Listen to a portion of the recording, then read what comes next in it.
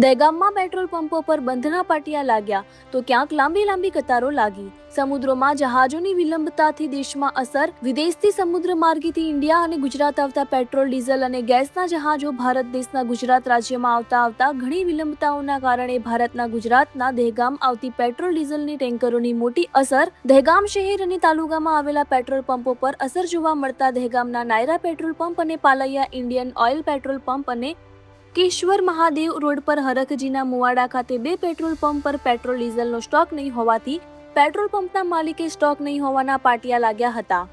જ્યારે દહેગામમાં Bharat petrol pump પર દિવસે પેટ્રોલનો સ્ટોક નહીં હોવાથી બંધનું પાટિયું લગાવ્યું હતું.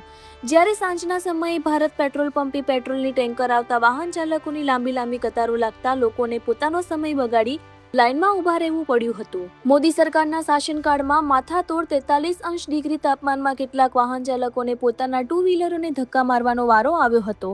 આ મુદ્દે ડીલરે જણાવેલ કે વિદેશથી સ્ટોક ઓછો આપવાથી આ પરિસ્થિતિ સર્જાઈ હતી.